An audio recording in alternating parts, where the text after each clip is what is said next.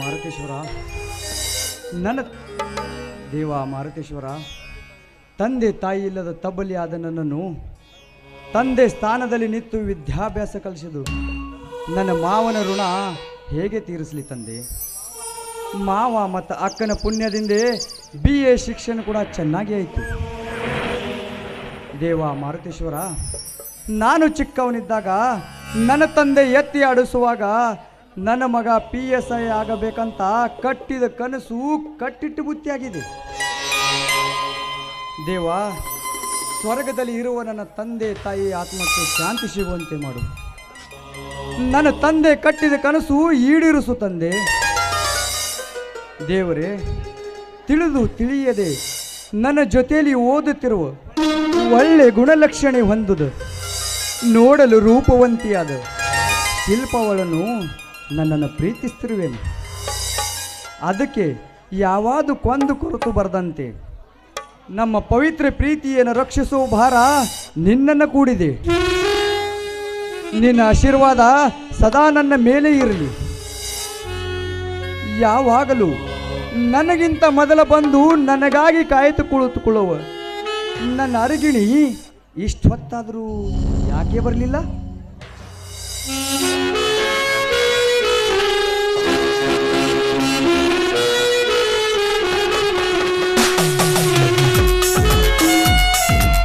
ಯಾರು? Hi dear. ಬಂದು ತುಂಬಾ ಹೊತ್ತಾಯ್ತಾ? ಇಲ್ಲ, ನನಗೆ ಬರಲು ಸ್ವಲ್ಪ ಲೇಟ್ ಆಯ್ತು. ಮನಸ್ಸಿಗೆ ಬೇಜಾರು ಮಾಡ್ಕೋಬೇಡಿ.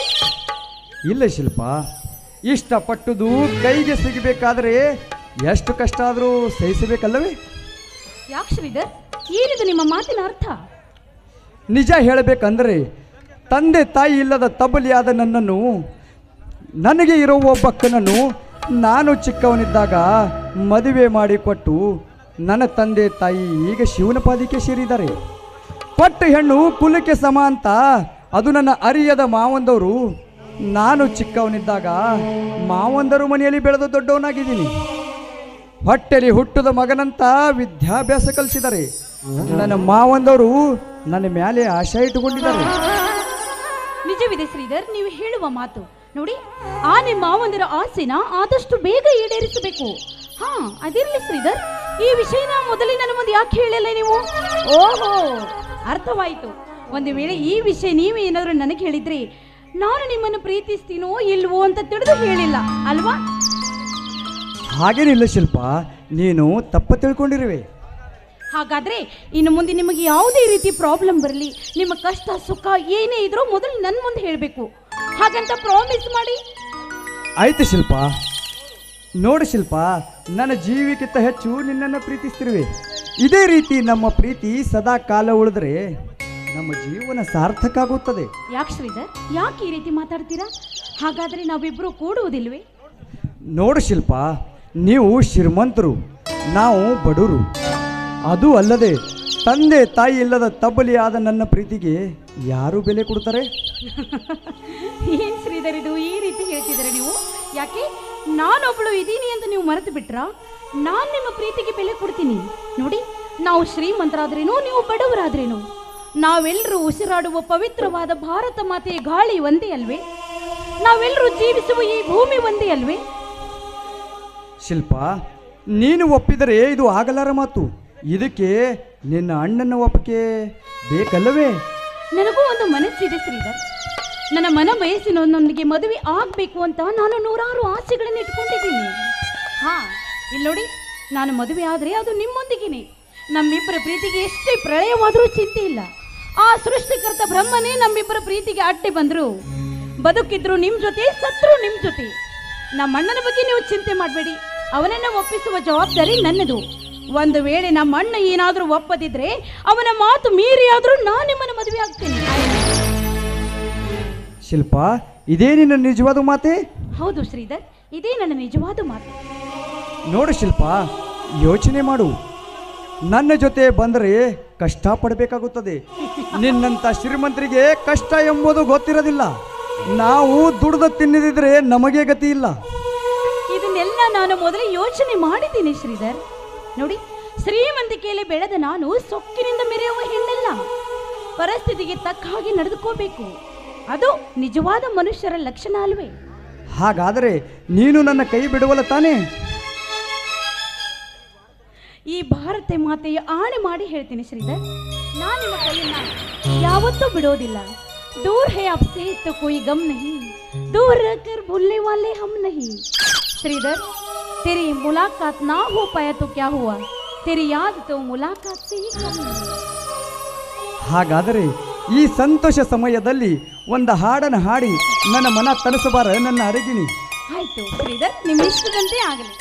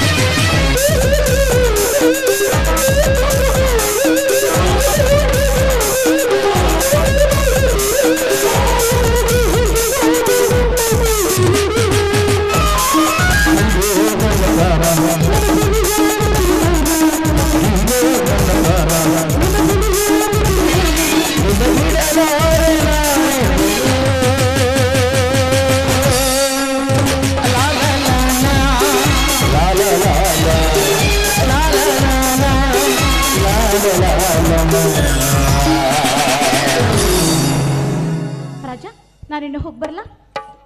ಆಯ್ತು ಶಿಲ್ಪ, ಬಾಯ್ ಬಾಯ್.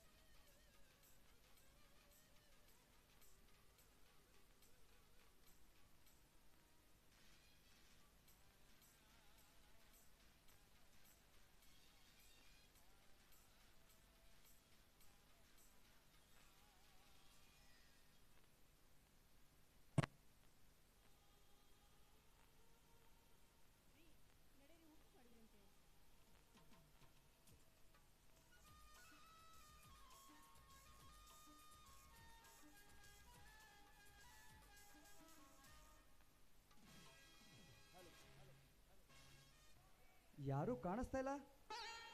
ಎಲ್ಲಿ ಹೋಗಿದ್ದಾರೆ? ಬಾಗಿಲು. ಬಾರಪ್ಪ ಶ್ರೀಧರ್, ಯಾವಾಗ ಬಂದಿರುವೆ? ಈಗ ತಾನೇ ಬಂದೆ ಮಾವ. ಶ್ರೀಧರ್, ಆರಾಮಾಗಿದ್ದೀರಿ ತಾನೇ? ನೀನ್ ಚೆನ್ನಾಗಿದೆಯಾ ತಾನೆ? ಹೌದಕ್ಕ, ನಾನು ಚೆನ್ನಾಗಿದ್ದೀನಿ.